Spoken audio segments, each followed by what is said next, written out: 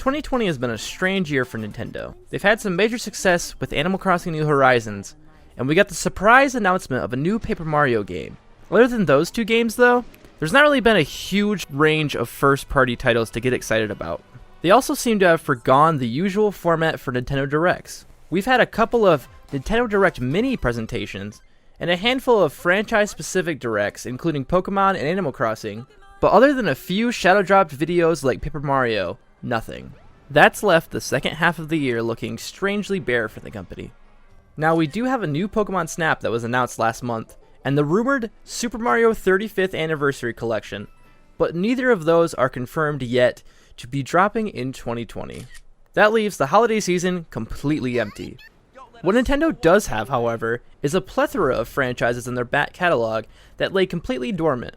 With that being said, I'll take a look at 5 of these franchises that, should Nintendo choose to revive before the end of the year, would change their holiday landscape. Number 1. Pikmin. Now don't get me wrong, a new Pikmin game is very likely coming. It's just a case of when. Back in 2015, in an interview with Eurogamer, Shigeru Miyamoto confirmed that not only was a new Pikmin game coming, but that it was also close to completion. While in that specific instance, the game likely turned out to be Hey Pikmin on the 3DS, Miyamoto has since confirmed that the new Pikmin game is progressing. Aside from the 3DS spin-off, the last mainline Pikmin game we got was Pikmin 3 on the Wii U, back in 2013. While the franchise has never been one of Nintendo's best-selling, it offers something wholly unique for the company. Real-time strategy, or strategy as a whole, is something Nintendo rarely tackles, and the Pikmin series is known for doing it incredibly well, in a very unique style, all while loaded with that typical Nintendo charm. The problem with Pikmin 3, like a lot of other Nintendo's best games, is that it launched on the massively unsuccessful Wii U. This undoubtedly hurt its numbers, as estimates put worldwide sales of the game well below 1 million units, and potentially raise questions in Camp Nintendo about the viability of the franchise. The simple answer though, is for Nintendo to do what they've done with many of their other games over the past few years. Release a Pikmin 3 port to Switch, and... Wait, what? You're telling me they have announced it? Like, I'm recording the VO for this video right now, this video... Are you serious? They've announced it. Okay, so we're getting a Pikmin 3 port. Dreams do come true, I guess. Number 2. Advance Wars. Speaking of Nintendo's limited foray into the strategy genre, a new Advance Wars title is near the top of many people's lists, including mine. The handheld franchise has been absent for 12 years now since Days of Ruin on the Nintendo DS, and it's high time it makes a comeback. Last year we were treated to WARGROOVE, Chucklefish's spiritual successor to Advance Wars. The game played incredibly similarly, and looked just like what you'd expect from an Advance Wars game. However, it just wasn't quite Advance Wars. The setting was slightly more fantastical when compared to the military theme of Advance Wars, and it was thematically less dark. Now this isn't trying to detract from WARGROOVE.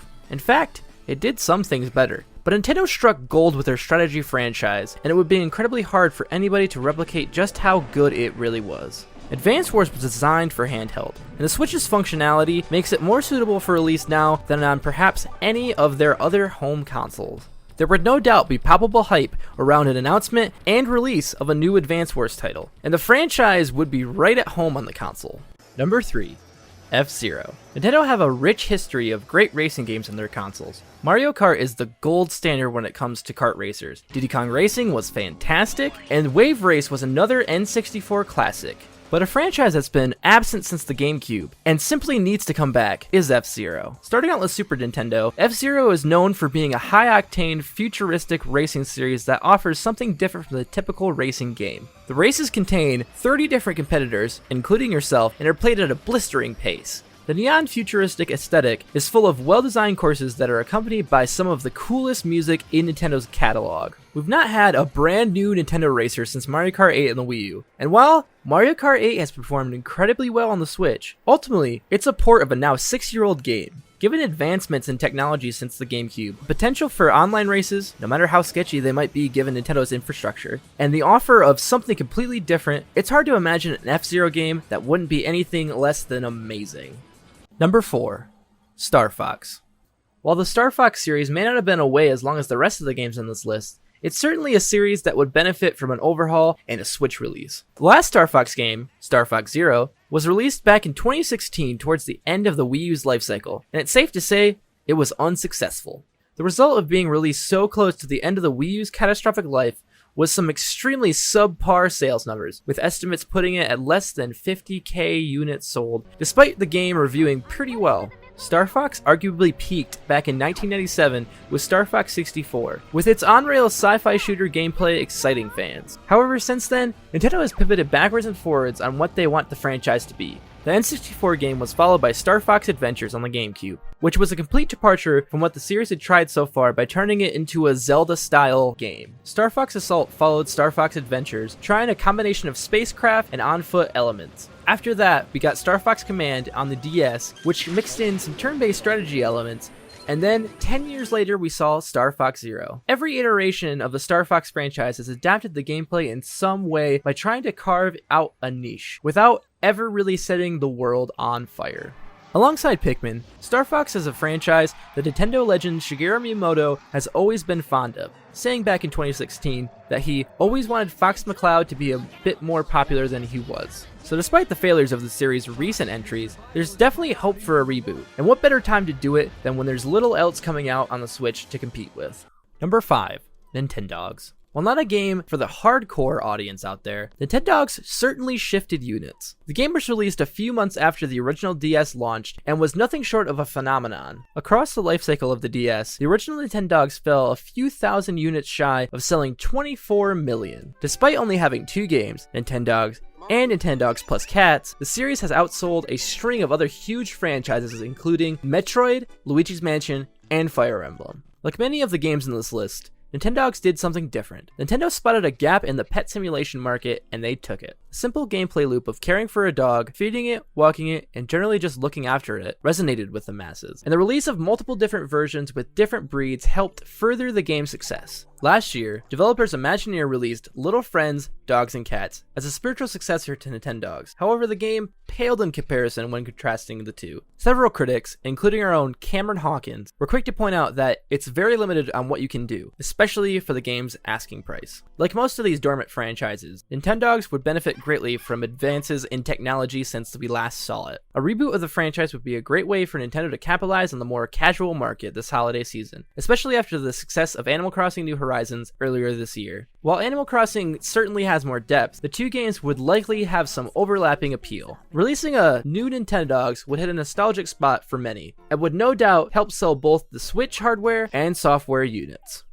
And here are some honorable mentions. Kid Icarus. Kid Icarus Uprising is the only non-Smash Bros. Title from Masahiro Sakurai since 2005, and it was a very solid game. It offered a compelling gameplay loop and came up to some very strong reviews. While not having the pulling power of other names in this list, a new Kid Icarus would be very much welcome, especially with Pit being a much more familiar character to Nintendo fans now. Golden Sun.